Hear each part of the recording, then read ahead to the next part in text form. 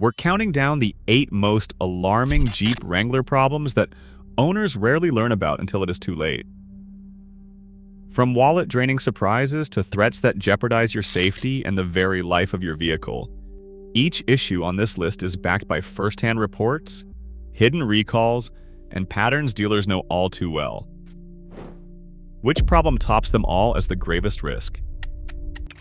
Let us begin at number 8, where mounting costs drive the first red flag. Sticker shock at the gas pump is nothing new, but Wrangler owners often discover the real cost of ownership only after months behind the wheel. EPA ratings promise 20 to 22 miles per gallon for the 2-liter turbo and 18 to 20 miles per gallon for the 3.6-liter V6.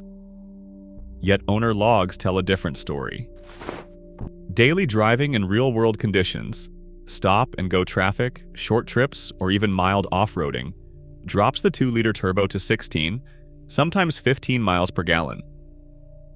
The V6 struggles to break 19 miles per gallon. The 4xe plug-in hybrid, marketed as a breakthrough for efficiency, brings its own set of limitations. Jeep claims up to 40 miles per gallon equivalent and a 21-mile electric range, but independent tests and owner records show the battery depletes in as little as 17 miles. Sometimes less, especially in cold weather or at highway speeds. Once the battery runs dry, the 4xe gas engine returns just 20 to 22 miles per gallon, matching the standard V6. For buyers who expect to save money with hybrid technology, the reality is sobering. Larger tires, lift kits, and the classic Wrangler boxy profile all work against fuel economy, pushing some owner-reported averages as low as 14 miles per gallon. Over 5 years, that gap between EPA numbers and real-world results can add thousands to the total cost of ownership. Dealers rarely mention these shortfalls during the sales pitch, leaving many owners feeling blindsided when the numbers do not add up at the pump. Rust rarely makes the sales brochure, but it is a reality Wrangler owners face sooner than expected. Reports of heavy corrosion on frame welds and rails have surfaced with less than 13,500 miles on the odometer. Door hinges, wheel wells, and suspension points show brown streaks and flaking metal, even in vehicles washed every few weeks and driven in mild climates. The culprit is moisture that sneaks past the factory powder coating, settling deep inside the frame where it cannot be seen until the damage spreads. On owner forums, photos pile up. Bubbling paint on frame seams, orange stains on exhaust brackets, and rust creeping along welds beneath the body. Body shops confirm the pattern. Work orders for early corrosion repairs often cite hidden rust beneath what looks like pristine paint. The problem is not just cosmetic. Corrosion eats at the Wrangler's structural backbone. Left unchecked, it threatens suspension integrity and long-term safety. Aftermarket rust prevention treatments have become almost mandatory for anyone planning to keep their Wrangler beyond the warranty period.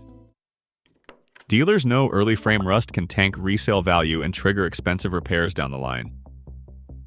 Yet the problem persists, with many owners discovering it only after routine inspections or failed state safety checks. For a vehicle built on its reputation for toughness, rapid undercarriage corrosion is a quiet threat that undermines the Wrangler's promise of durability. A Wrangler barreling down the highway at 50 miles per hour can suddenly become almost impossible to control. The steering wheel snaps side to side, shaking with such force that drivers struggle to keep the Jeep on the road. Owners call it the death wobble. It is not limited to lifted or modified Wranglers. Stock suspensions straight from the showroom are just as vulnerable. Hitting a pothole or an uneven patch of pavement at speed is often all it takes to trigger the violent oscillation. The most common culprit is a single bolt, the front track bar frame mount. Jeep specifies that this bolt must be tightened to 125 foot-pounds of torque. Factory assembly lines often fall short of the standard. When the bolt is not torqued enough, the hole in the frame can elongate, introducing play into the suspension geometry. Even a few degrees of slack can set off a chain reaction through the solid front axle, sending the steering into chaos. Dealers are well aware of the problem. Service tickets for death wobble, Start with a detailed inspection of the front end, the track bar, ball joints, tie rods, and control arms. Diagnosis alone can cost $200 to $300, and the solution is not always simple. If the bowl hole has already stretched, repair means welding and re-drilling the frame, not just tightening hardware. Technical bulletins document the torque specification, but many owners never see these records unless they ask for them. For those behind the wheel, the experience is terrifying, and the repair process can be just as frustrating. While death wobble ranks below catastrophic failures, it remains a direct threat to driver control, one that is both well documented and preventable with proper attention. Transmission trouble in the Wrangler rarely begins with a warning light. Instead, owners notice a sudden jolt or loud clank when shifting from park to drive, especially in a cold garage. The 8-speed automatic, standard in most new Wranglers, has developed a reputation for unpredictable behavior, including violent jerks, RPM spikes between gears, and a lurching sensation as the transmission flares between second and third. Some drivers find their Jeep slipping into neutral at low speeds during the first minutes of morning driving, leaving them stranded in intersections or parking lots. The heart of the issue lies in the torque converter and internal clutch packs. As early as 31,000 miles, technicians report finding dark, gritty transmission fluid laced with metal shavings, evidence of premature wear inside a sealed system. Once contamination starts, the transmission balance quickly unravels. Owners describe repeated visits to the dealer, where the first step is almost always a transmission relearn, a software reset meant to smooth out shifting. These digital fixes rarely last. The same symptoms return and frustration grows with each return trip. When a full replacement becomes unavoidable, the reality hits hard. Out-of-warranty repairs for the Wrangler transmission routinely run between $3,000 and $5,000, not including the cost of rental cars or lost time. For many, the expense arrives just after the factory coverage lapses. Dealers know the pattern. Initial complaints are often dismissed as normal operation, followed by escalating symptoms, and finally the diagnosis nobody wants: internal failure requiring a new transmission. The financial risk is real, and the stakes are high for anyone counting on long-term reliability from their Wrangler drivetrain. Coolant loss in the Wrangler's 2.0-liter turbo engine is a problem that refuses to go away, despite years of technical service bulletins and repeated dealer repairs. Owners report watching the level in their coolant reservoir drop by as much as 8 ounces every few days during summer driving, even when there is no sign of an external leak. The culprit is not always a cracked hose or a bad radiator cap. Instead, the issue often traces back to a factory assembly error. The water pump inlet tube fasteners are torqued incorrectly, allowing coolant to escape under high thermal stress. Jeep's own documentation, Technical Service Bulletin 070122 Revision B, spells out the critical problem, but production lines continue to turn out engines with the same flaw. The consequences show up in the real world. Owners describe topping off coolant week after week, only to see dashboard warnings flash as engine temperatures spike to 220, sometimes 250 degrees Fahrenheit. The Wrangler's dual pressure coolant system, designed to manage heat from the turbocharger, can actually make things worse. When air is drawn into the system through a loose fitting or a fractured plastic reservoir, it triggers a chain reaction. Hot spots develop, coolant boils off faster, and the engine risks overheating on long drives or in stop-and-go traffic. Service records reveal a pattern of repeated attempts to reseal or retorque the inlet tube, but the fix rarely holds for long. Some owners experience reservoir fractures under heat stress, dumping coolant onto the pavement at highway speeds. Warranty claims drag on for months, with technicians chasing symptoms while the root cause goes unaddressed. For those who rely on their Wrangler for daily driving or remote travel, the risk is not just inconvenience. It is the threat of catastrophic engine damage if the system runs dry.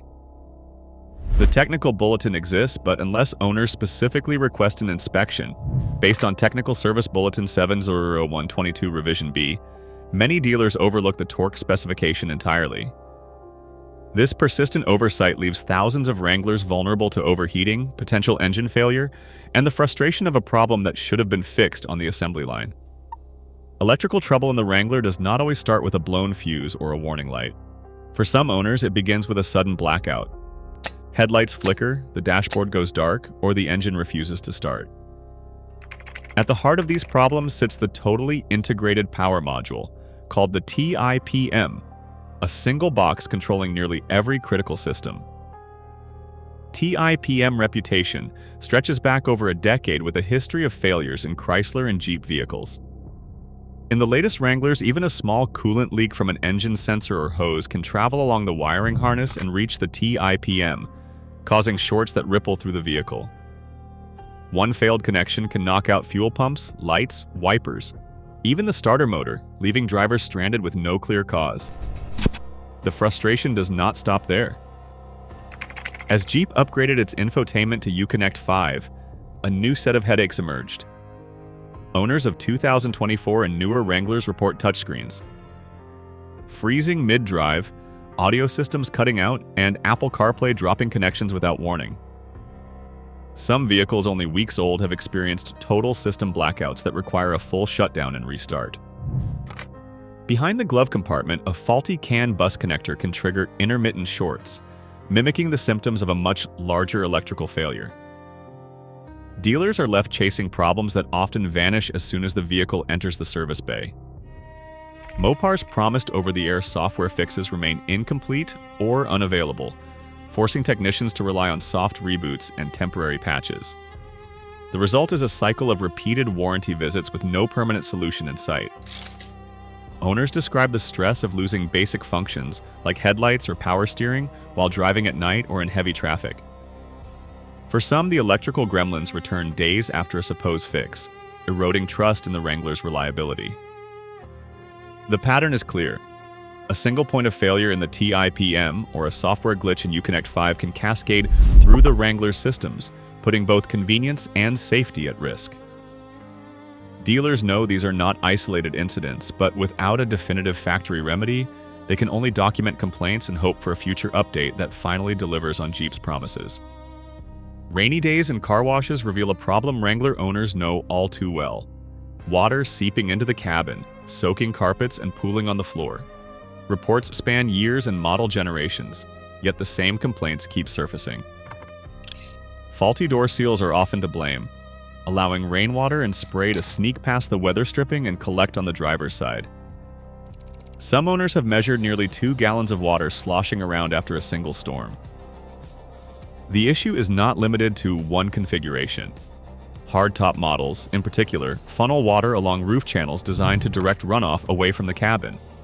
But when doors open, the channels dump water straight inside, drenching the interior. Soft-top Wranglers come with their own set of challenges. Factory installation errors like misaligned rib supports or loose window seals let water pour in at highway speeds or blow seals completely off, leaving the cabin exposed. Service records tell the same story. Repeated warranty claims for water leaks with technicians adjusting seals, replacing gaskets, and even swapping entire tops. Yet the leaks often return within weeks. Some owners endure months of back and forth with dealerships, each visit ending with another attempt to chase down the source. The frustration mounts as damp carpets lead to mold, musty odors, and over time, corrosion of electrical connectors hidden beneath the floor. For those dealing with persistent leaks, careful documentation becomes essential. Photos of pooling water, dated service orders, and written complaints help build a case for more extensive repairs, or in some cases, a full replacement under Lemon Law provisions. The problem goes deeper than simple inconvenience. Moisture trapped inside can travel through wiring harnesses, setting up the conditions for electrical faults and system failures down the line. Owners looking for a quick fix rarely find one. Instead, the cycle of leak, repair, and repeat becomes a fact of life. For a vehicle sold on its rugged reputation, chronic water intrusion exposes a design flaw that cannot be ignored, and one that continues to haunt Wrangler interiors year after year. November 2025 marked a turning point for Jeep. NHTSA campaign 25 V704-1 forced the recall of 320,065 Wrangler and Grand Cherokee 4xe plug-in hybrids built from 2020 to 2025. The cause was buried inside Samsung SDY battery packs, a separator defect between the anode and the cathode. When this barrier failed, cells shorted and heated, sometimes igniting the entire battery. 19 fires have been confirmed, one resulting in injury. Fires erupted while parked, while charging, and even in motion. The recall urgency deepened when 9 of these fires occurred in vehicles that had already received a software update intended to prevent such incidents. The update missed the underlying physical flaw. Stellantis now estimates 5% of affected vehicles, about 16,000, carry the defect, but there is no way to identify which ones until failure strikes. The recall covers every 4xe with suspect batteries, without exception. Federal regulators responded with a rare directive. Do not charge your 4xe and do not park it near buildings or other vehicles. The threat peaks at full charge but lingers even with a depleted battery. Owners must wait until at least the first quarter of 2026 for a permanent solution, which will include a new diagnostic tool and, if needed, a full battery replacement at no cost. In December, NHTSA campaign 25V7666 pulled another 112,859 Wrangler and Grand Cherokee 4xe models off the road. Sand left inside engine blocks during casting between June 2023 and March 2024 caused internal abrasion, leading to 36 engine fires, 3 injuries, and sudden power loss. Multiple engine teardowns finally revealed the cause. These overlapping recalls, both targeting the same models and years, point to a larger failure in manufacturing quality control. Dealers face questions without answers, as fixes arrive only after major incidents. For Wrangler owners, these are not distant risks. The numbers are public, the warnings explicit, and the consequences immediate. Across all 8 issues, one pattern stands out. Jeep's quality control failures are systemic, not isolated. Critical defects span every core component, yet production and sales continue largely unchanged. For buyers, reliability is no longer just a risk. It is a certainty of future headaches. That is the real difference between reputation and reality. Thanks for watching. Share your Wrangler experiences or questions in the comments below.